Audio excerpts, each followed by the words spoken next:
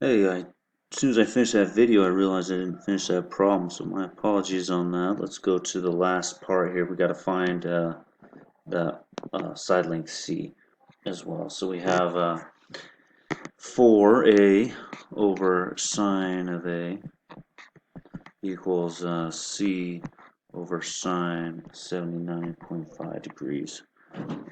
And your C ends up being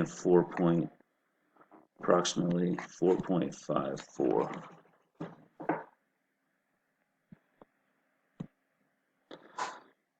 Alright, next one here. Solve the triangle. We got the given angle. That's kind of nice. It's labeled appropriately here. We got A 40 degrees. We got B, and we've got C.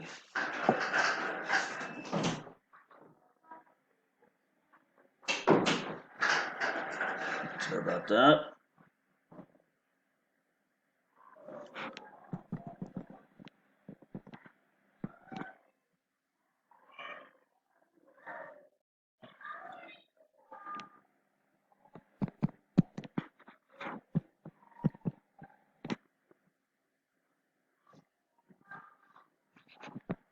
Alright, number one.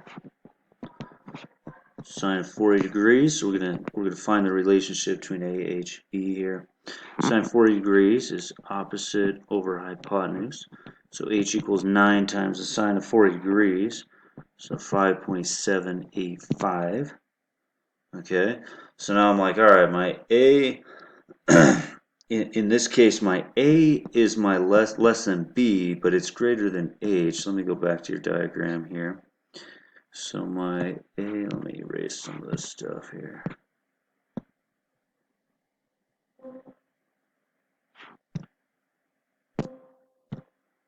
Okay, so my A is less than B, but it's greater than H. So we're gonna have two triangles here. My A was this was 7, this was 9, and my H was 5.785. Right. So we got two options. Let me go back to this here. A less than B, greater than H. Two triangles.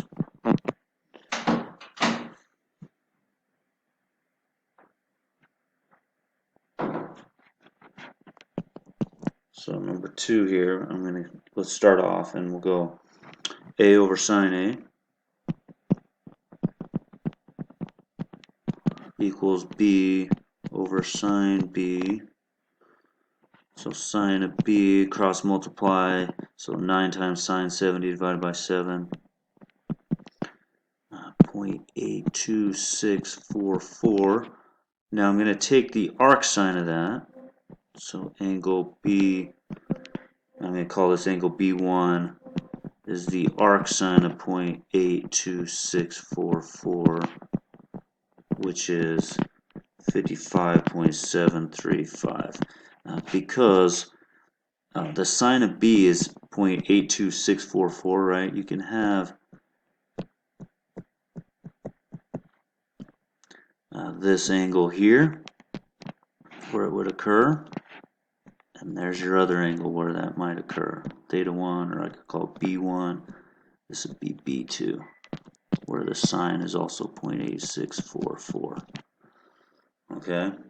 And in this diagram, that's the same as that. So angle B2 would be 180 degrees. 180 degrees minus 55.735 degrees. So angle B2 would be 124.265 degrees. Alright? Alright, so let's continue on with triangle 1. So triangle 1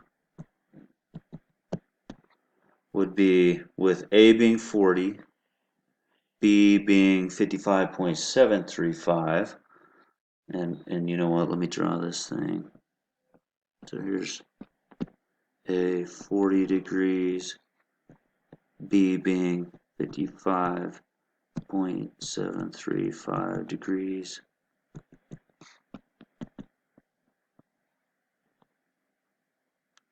So the step here, let's find the third angle. Let me just have that be 55.7. So angle C ends up being 84.3, and I'll call this angle C1, 84.3 degrees. And then we're off to finding side length C. So A over sine A equals, I'm going to call this lowercase c1 over sine of that 84.3 degrees. So C1 ends up being 10.84. Okay, that's for triangle 1. Now, the other triangle, so we said, hey, there's two options here. What if B2 is 124.265? So what that means is I drew this wrong, and it would be this triangle. So B2 is an obtuse angle right there. So this triangle is the second triangle. Okay, so let me erase this triangle 1, and then I can work with that there. We can draw it and work it out here.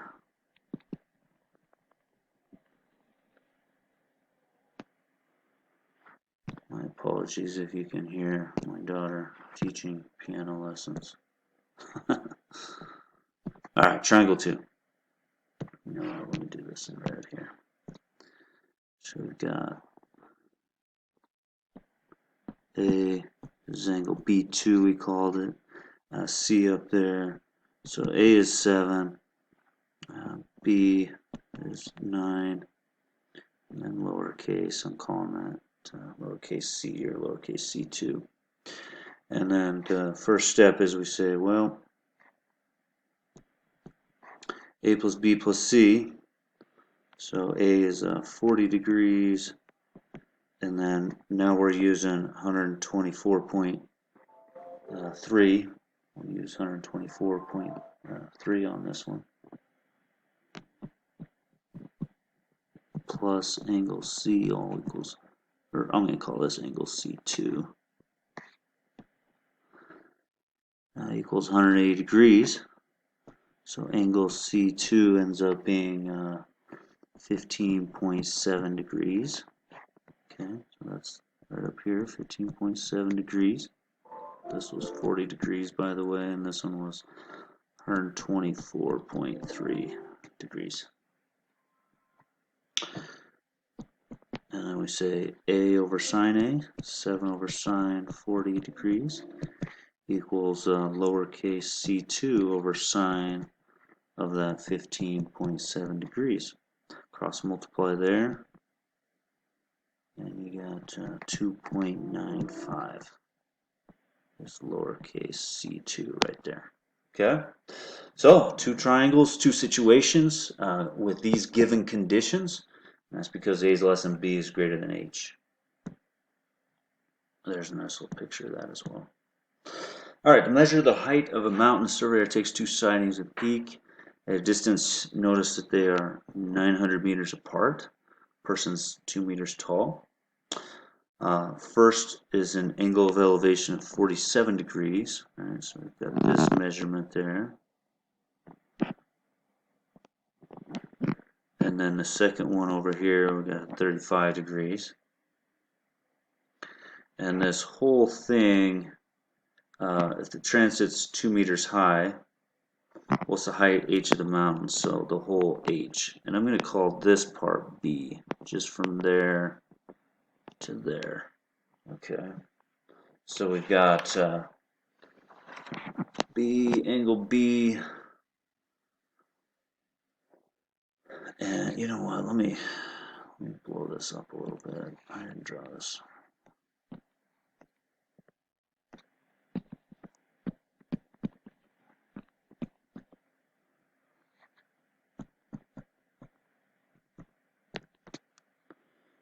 This is a right triangle right there. You got B.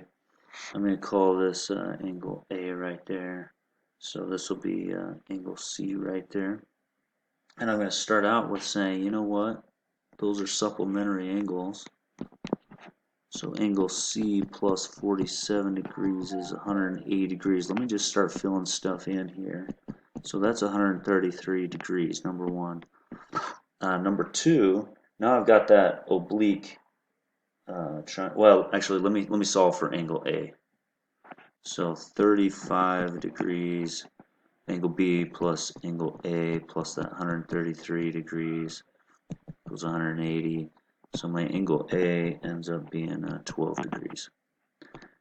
Now, so 12 degrees, this is 133 degrees. This is my lowercase a, and over here I've got my C. Okay? Now, what I'm going to do is use the law of sines. So A, 900 over the sine of 12 degrees. So 900 over the sine 12 degrees is equal to, because what I want to get is I want to get my hypotenuse of the whole big right triangles, equals C over the sine of 133 degrees. So C, once you solve for that, ends up being 3165.855 meters here. And with that, because I have this hypotenuse now, so 3165.855, I can use right triangle trig with this big triangle here, big right triangle, right? Because I got this right triangle. So number 4, step 4, I'm going to say sine of 35 degrees equals the opposite side I call B over the hypotenuse 3165.855. Multiply both sides by 3165.855. You get 1815.86. Now remember, the whole height is B plus those 2 meters right down here, right? Don't forget those two meters right there, because of the transit. The transit's 2 meters high, where the instrument that was used to take the angle of elevations there. So number 5, from the ground level, the H is the B plus 2. In other words, I'm gonna round this to 1816 to the nearest meter. So 1818 meters. Okay, that's the height H of the mountain. Thank you so much for listening. We'll see you guys next time. That's our law of sines.